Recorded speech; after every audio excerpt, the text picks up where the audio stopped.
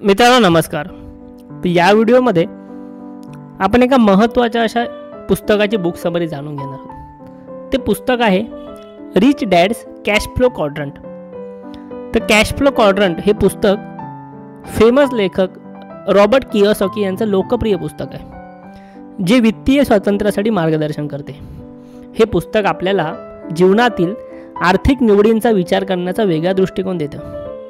लेखकाने या पुस्तकामध्ये 4 प्रकारच्या उत्पन्न स्रोतांचे वर्णन केले आहे. प्रकार पहिला एम्प्लॉई म्हणजे कर्मचारी, प्रकार दुसरा सेल्फ एम्प्लॉयड म्हणजे स्वयंरोजगार, प्रकार तिसरा बिझनेस म्हणजे व्यावसायिक आणि प्रकार चौथा गुंतवणूकदार म्हणजे इन्व्हेस्टर. तर याला कॅश फ्लो क्वाड्रंट म्हणतात.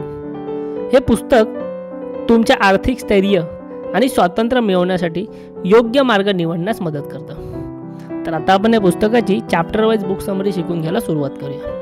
चॅप्टर नंबर 1 कॅश फ्लो क्वाड्रंटची ओळख.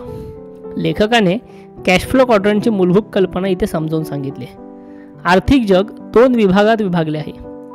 यामध्ये डावीकडील क्वाड्रंट, ज्यामध्ये एम्प्लॉई आणि सेल्फ एम्प्लॉयड, जिथे लोक मेहनत करून पैसा कमवतात, आणि उजवीकडील क्वाड्रंट, तिथे बिझनेस ओनर आणि इन्व्हेस्टर, जिथे पैसा लोकांसाठी काम करतो. चॅप्टर नंबर 2 तुमची आर्थिक प्रवृत्ती ओळखा. पैशाशी संबंधित प्रत्येकाची मानसिकता आणि दृष्टिकोन वेगळा असतो. या प्रकरणात लेखक वाचकांना त्यांच्या आर्थिक ध्येय ओळखण्यास आणि योग्य क्वाड्रंट निवडण्यास प्रवृत्त करतो. चॅप्टर नंबर 3 डावीकडून उजवीकडे जाणे. कर्मचारी किंवा स्वयंरोजगार असलेल्या व्यक्तींनी व्यावसायिक किंवा गुंतवणूकदार बनण्यासाठी काय करावे यावर इथे मार्गदर्शन दिले. डावीकडील मानसिकता बदलून उजवीकडील जाण्याचे महत्त्व इथे तुम्हाला लेखकाने सांगितलेले आहे. चॅप्टर नंबर 4 आर्थिक स्वातंत्र्याचा मार्ग. वित्तीय स्वातंत्र्य साधण्यासाठी भांडवल कसे उभे करावे, जोखीम कशी व्यवस्थापित करावी आणि संपत्ती निर्माण कशी करावी यावर सल्ला दिला आहे. चॅप्टर नंबर 5 शिक्षणाचे महत्त्व. वित्तीय साक्षरतेचे महत्त्व अधोरेखित केले आहे.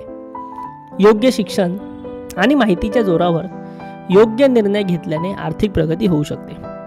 चॅप्टर नंबर 6 व्यवसाय मालक बनणे.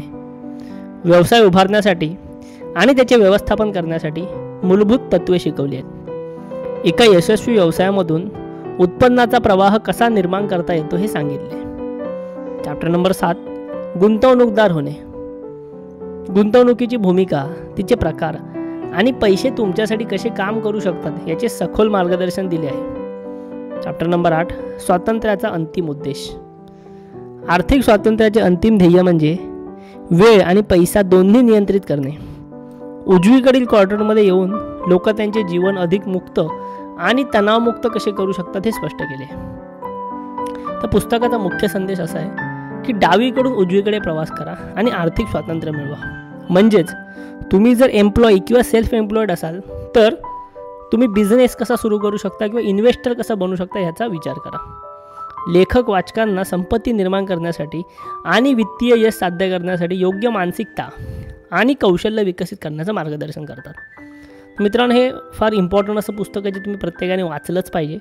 हे पुस्तक तुम्हाला खरेदी करायचं असेल, मराठीमधनं वाचायचं असेल, तर यासाठी तुमच्या व्हिडिओच्या डिस्क्रिप्शनमध्ये ह्या पुस्तकाची खरेदी करण्यासाठीची लिंक दिलेली आहे. व्हिडिओ तुम्हाला आवडत असेल तर नक्की लाईक करा आणि सोबतच अशाच प्रकारच्या नवनवीन बुक समरीज जाणून घेण्यासाठी आपल्या चॅनलला जे आहे ते सबस्क्राईबसुद्धा नक्की करा. धन्यवाद.